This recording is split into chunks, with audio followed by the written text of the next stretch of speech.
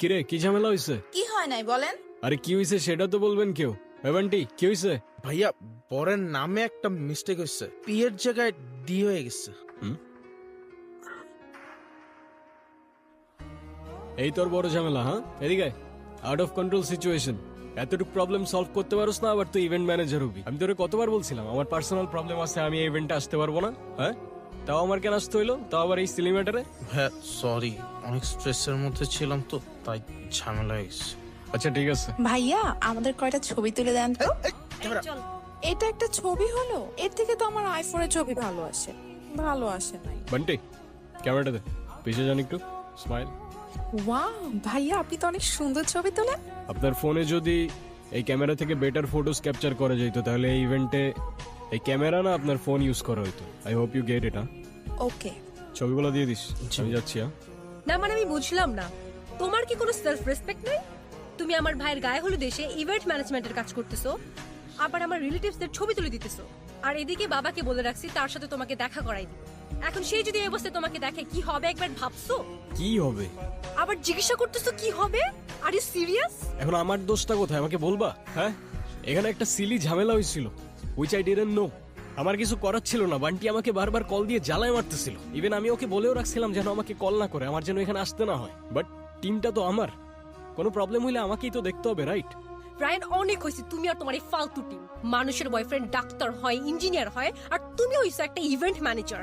আজ যাইরা বাবা যদি জানতে পারে তুমি একটা ইভেন্ট ম্যানেজমেন্টে কাজ করো, কোনোদিন তোমার সাথে আমাকে বিয়ে দিবে না। এখন আমি তো এইটাই করি, it is what it is. কি করবো আমি এটার ব্যাপারে? তোমার কিচ্ছু করা লাগবে না, তুমি তাকিয়ে তাকিয়ে দেখো আর অন্য আরেকজন এসে আমাকে বিয়ে করে নিয়ে যাক, তখন এসে ছবি তুলি। এই তোমার কি আমার এক্সপেরিয়েন্স সম্পর্কে কোনো ধারণা নেই? এই কাজ করে তুমি আমাকে হ্যাপি রাখতে পারবা? এখন তোমার এই কথাগুলোর কি উত্তর দিব আমি তো জানি না। আমি যতদূর জানি ভালো থাকতে খুব বেশি কিছু তো লাগে না। পকেটে 2 বেলার খাবার, বাসা ভাড়ার খরচটা, আর পাশে ভালোবাসার মানুষটা থাকলেই তো এনাফ হবার কথা না? এই তোমার এসব ইনস্টাগ্রামের রিলসের ডায়লগ আমাকে শোনায় না। গত 2 বছর একই কথা বলে আসতেছে। বাবা অলরেডি আমার জন্য একটা ছেলে ঠিক করে রাখছে, আর তার বাবা অনেক rich. As soon as possible তুমি যদি ভালো একটা জব আর বিজনেস না করতে পারো, আমার কোনো কিছু করা থাকবে না। বাবার পছন্দ করা ছেলেকে আমি বিয়ে করে ফেলবো। আরে আমাকে একটু টাইম তো দাও না, মাত্রই তো বিজনেসটা স্টার্ট করলাম, একটু ওয়েট করো। এরপর যদি ভালো কোনো রেজাল্ট না আসে, দরকার হয় আমি প্রফেশন সুইচ করে ফেলবো, আই প্রমিস। বিজনেস? এটা কোনো বিজনেস হইলো? কয় টাকা আসে এটা থেকে বলবা? এই তুই এখানে কি করছিস? কত কাজ পড়ে আছে ওখানে। এই তো মা আসছি, তুমি যাও। আন্টি আসসালামু আলাইকুম। ওয়ালাইকুম সালাম। মায়ের সাথে যোগাযোগ করছস? না। কাউকে পাঠিয়ে মায়াকে একটু আনার ব্যবস্থা কর না মা, প্লিজ।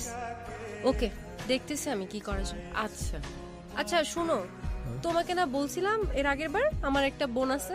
হ্যাঁ ওই তোমাদের ফ্যামিলি থেকে আলাদা থাকে যে। হ্যাঁ, ওকে কালকে হোস্টেল থেকে নিয়ে এখানে নিয়ে আসবা।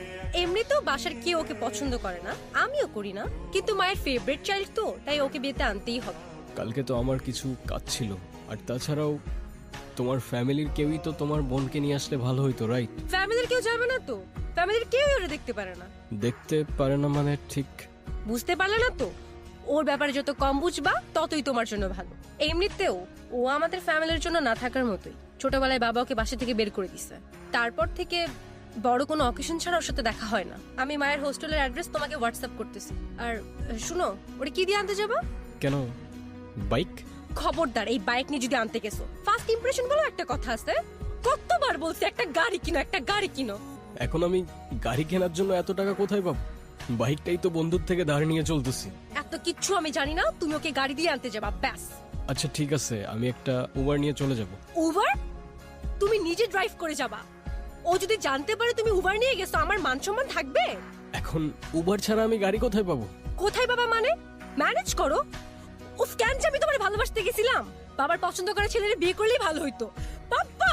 হ্যাঁ দোষ, হ্যাঁ কিরে, কি অবস্থা তোর এখন? ওই যে দেখে গেছিলি তেমনই আছি রে ভাই। তুই আমার পুত্র বন্ধু, সে কল দিয়ে খোঁজ নিলি। বাকিরা শুধু দরকার হইলে শুভকে ফোন দেয়। দুনিয়াটাই এমন দোস্ত, সবাই স্বার্থপর। আচ্ছা বাই দ্য ওয়ে, তোর বাইকটা নাকি সেল করে দিছস?